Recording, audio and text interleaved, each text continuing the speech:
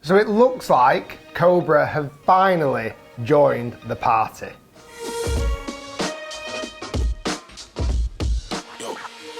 So what am I talking about? Well, 2019 has been the year of the hollow-headed iron, designed for better players for more distance. Brands like PXG, TaylorMade, Ping, Mizuno, Callaway, even Titleist have been bringing clubs out in this category. And now it looks like Cobra are doing just that. These are the brand new Cobra King Forged Tec.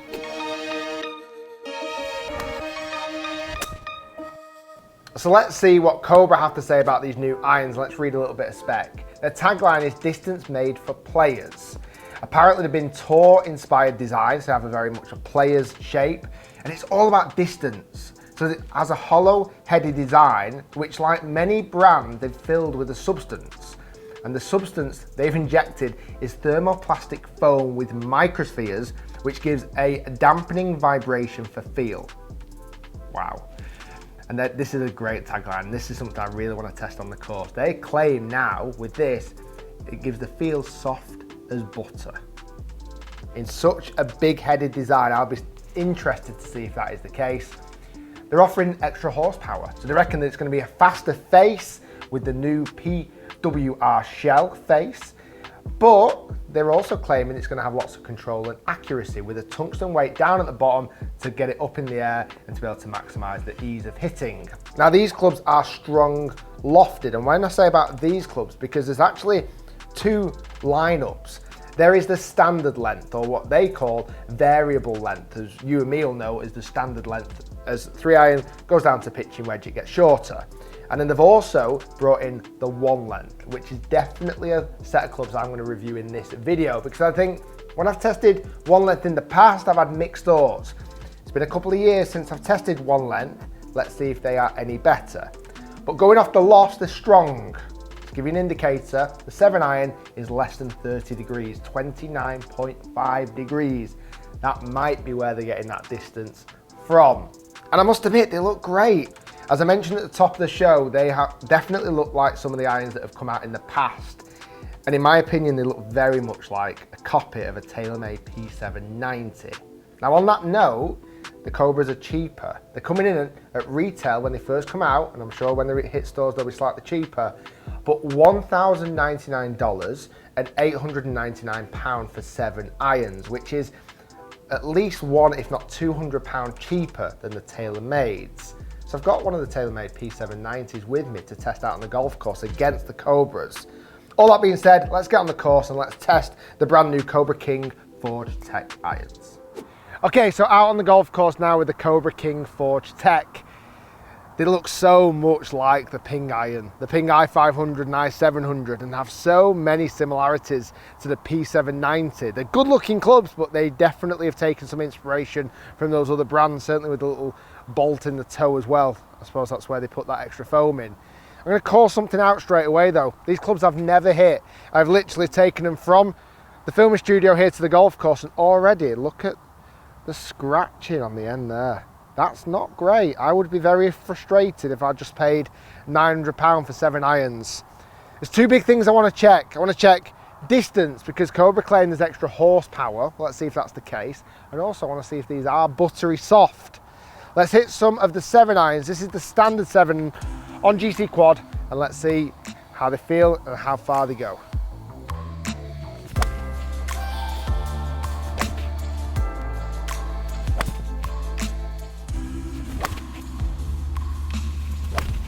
Okay, so after hitting a few with the 7-iron, shots out the middle do feel great. I wouldn't say buttery soft, I think that's quite a bold shout. I think the noise kind of interferes with that. As soon as it sounds a little bit clickier, it doesn't feel quite as soft. One thing I did notice though, and this is definitely something to bear in mind, anything off the bottom does not feel nice. Anything off that bottom edge feels really clunky. And that's where a lot of the tungsten is, but it just feels horrible. Now distance wise, I was getting what I expect to see from that sort of loft. 179 yards of carry, which is good for a 29.5 degree 7-iron. 128 ball speed, which is really good. And spin surprised me. Spin was up 6,000, which is great for a strong lofted 7-iron. The balls were kind of going quite flat, but I reckon they would stop fairly quickly. Looks behind the ball, looks good. Don't think it's my favourite hollow-headed iron. It looks good, but it's just not quite perfect. The angles for me just don't quite suit my eye brilliantly. I think possibly prefer maybe the TaylorMade look behind the ball. On that note, I actually have the TaylorMade with me, the P790, because I would have guessed this is where it's big. This is what it's competing against. This has been one of the most popular irons. But as I mentioned at the start, the Cobra's cheaper. And also something to bear in mind, the Cobra also has at the end of the grip, the Cobra Connect, which I've used the Cobra driver for about a year now, and I must admit I don't use it as often as I should do, but it is a nice little perk. Right, let's hit some with the TaylorMade while I'm fresh off hitting that one and see how they feel, see how the numbers compare.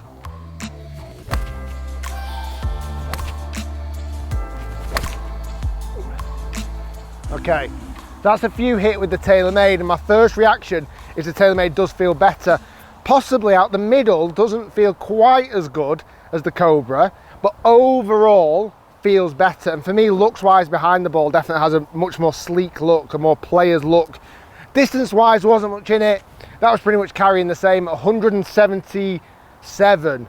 And again, good spin numbers. Between the two, there's not a lot of difference. It's going to be a lot of personal preference, or whether you fancy saving a bit of cash on the Cobras. Right, one thing I want to test now is the one length irons. Let's take the full set of one lengths, play a few holes, and let's see how they get on. So let's have a recap of the concept of one length irons. Quite simply, all the irons are the same length as a 7 iron. This is a standard set, as you and me have probably used all our lives. This is a 5 iron, 7 iron and pitching wedge. And as you can see, the length of the club gradually gets shorter. And this is one length. That's a 5 iron, a 7 iron and a pitching wedge. They are all the same length as a 7 iron. Now, the simple term is your 4 iron feels, or your 5 iron feels really short, yet your pitching wedge feels mega long.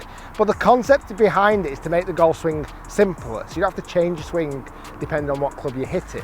What I found when I tested it is the long iron, so the 4 or the 5 iron, just doesn't go up in the air. It goes too flat because there's not enough swing speed. The length of the shaft is almost too short. Where a pitching wedge, when I tested it in the past, just went up into space because again, the length is almost too long. Let's see if this new model has corrected those issues.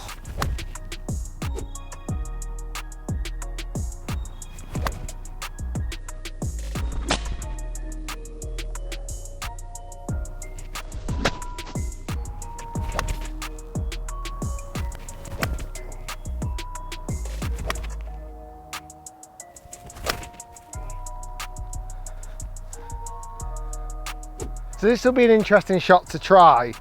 I'm 85 yards away from the middle. It's probably playing slightly shorter than that. So I'm going to go with the gap wedge. And the gap wedge is the length of the 7 iron. It just feels, it feels massive. It feels like a 3 iron.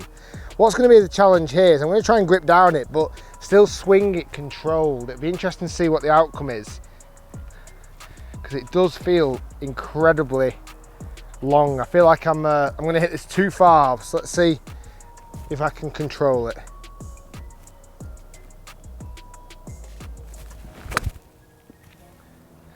That's not terrible. It has gone. It went past the flag, it went over the flag and a little bit long, but not bad. I think you've just got to make the right adaptations. That's the biggest challenge. I have to really grip down on that because I know it's going to go too far if I don't. So this is another interesting little test. I'm just off the side of the green. I'm going to go with the gap wedge again. So it's going to be about the feel. This is where I think one length starts to struggle a little bit because you've really got to be able to caress it in there, be soft with it. And with a club that feels so powerful and long, you have to grip down. It just feels like I've got too much club. Let's see if I can execute the shot, try and be delicate with it. If I'm honest, I'm not totally surprised by that. It just felt like the club was always going to bottom out. I'd almost feel like I'd want to grip down onto the shaft, and that doesn't feel as comfortable. I think that's where it really starts to struggle in the short, little delicate shots. As a roundup of the set, I think they're a solid set. I think they offer what they offer: speed and power and forgiveness. What I don't believe they offer is buttery soft feel. I just don't see that with this set of irons. I just didn't get that strike where I thought, yeah, that's butter. That's not the case. But for the price that you pay, for the bang for your buck for these irons, it's not terrible. Instead of spending thousands more potentially on other manufacturers, this is a decent set. What I would be wary of, and it's something that I've definitely seen out on the golf course, even just testing today, before I even got to the course, wear and tear on the club is bad. You know, it's not great quality, that wear and tear, but it's not going to affect performance, but it might be something that you may be seen as a huge negative. As one length, I think they've improved. The one length set has definitely improved. From longer to shorter irons, there has been a vast change, which has been fantastic. Still not quite, I'm convinced just yet, but if you want something maybe a bit more consistent, so you have to change as many variables, it's worth potentially trying one length. Thanks for watching, stay tuned, lots more to come. We'll see you next time.